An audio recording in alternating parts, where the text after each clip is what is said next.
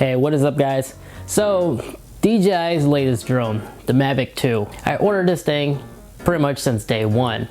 And I went with the Zoom for a few reasons. The previous Mavic was good and all, but that camera that first gen had was alright.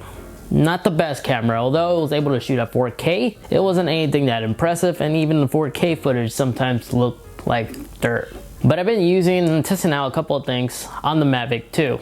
And one thing I can say for sure, this is definitely DJI's most quietest Mavic they ever made. And I got video evidence proving that it is. But after 1 week of using this drone, so far it's working really well. Unlike my Mavic Pro, when I was the first adopter for that drone, I faced a bunch of hardware issues and such. But I haven't experienced none of that with this latest drone. But after comparing the two drones, it's definitely a little bit heavier than the Mavic Pro 1 was. It's about 200 grams heavier. Not a huge deal breaker, it's still a very small profile drone. It makes traveling with super convenient. Although the Mavic 2 Pro does get a 1-inch camera sensor, and the Zoom still uses the same size sensor as the previous generation does. But the Zoom, if we look at a side-by-side comparison between the Zoom and the regular Mavic, hands down, the Zoom has a way better image quality. Thanks to that 100 max bit rate, you could definitely see the improvement in color contrast and everything.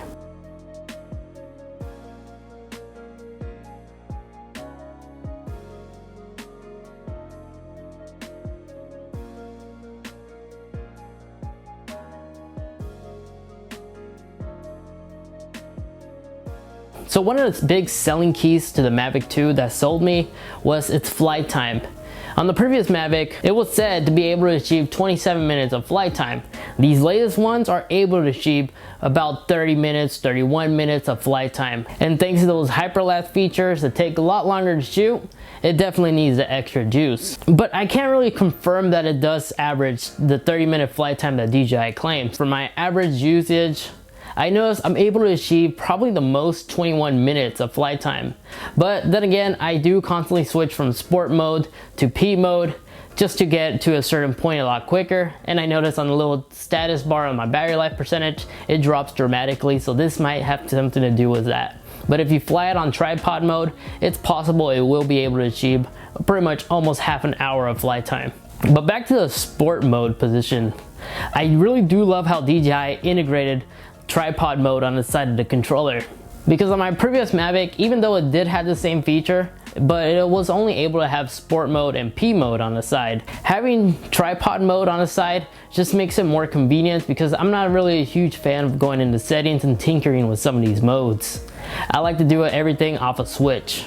Even the controller is really cool. Although to some, like me for example, when I first saw this controller, I wasn't a huge fan of the gray color. But after seeing this remote in person, it reminds me of an old retro controller, and I really do like it. And now, since DJI now allows you to remove these joysticks and position them inside a controller, it makes traveling with these things a lot easier. Instead of previously, I saw most people picking up these third-party accessories to make sure the joysticks stayed in the center without causing any damage when traveling.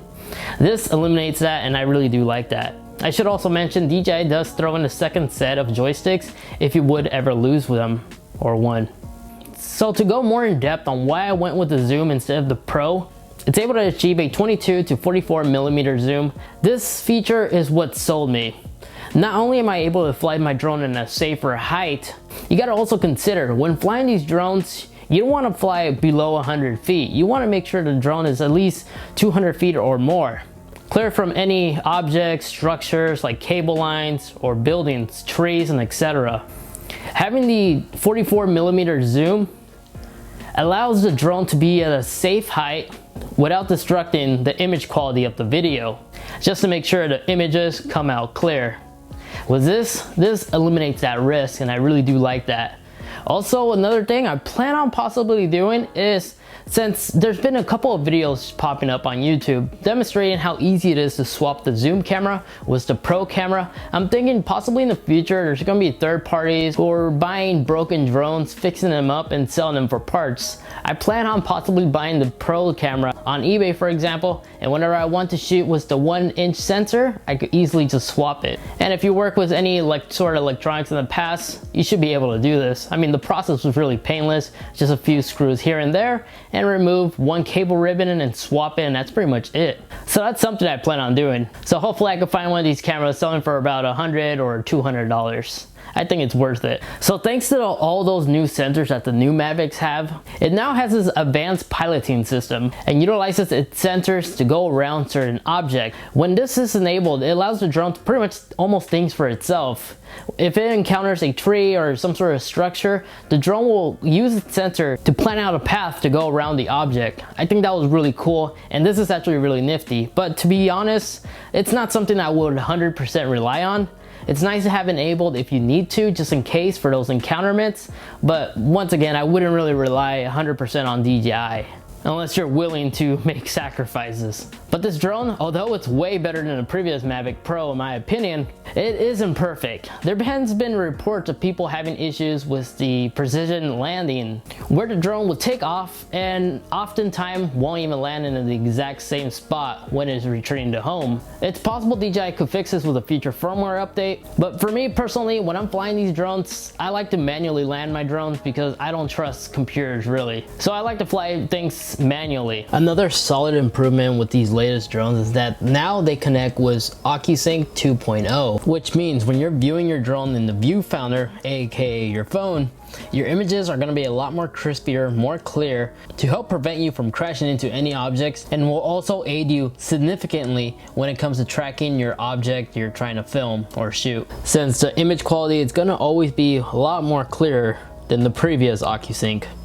And OcuSync 2.0 also boosts the range as well. I believe it's now able to go up to close to 5 miles of range, which is insane. And that extra range gives you a better peace of mind knowing that your drone is less likely to get out of range for you to lose it. But back to its quick shot features. The Dolly Zoom, although you're able to recreate this on other Mavics or other drones, you don't have to have the zoom to do this effect, but you do lose some of your image quality. But to be honest, it's not really much of a big deal because Dolly Zooms tend to last anywhere from like a couple of seconds. But I do love using this feature, especially since everything could be done on a push of a button, then doing this all in post-production on a computer. This just makes uploading on social media and editing your videos a lot quicker. But by all means, if your profession is drone photography or videography, yes, the Pro is definitely the right option for you. It does give you a lot more color contrast, unlike the Mavic Zoom.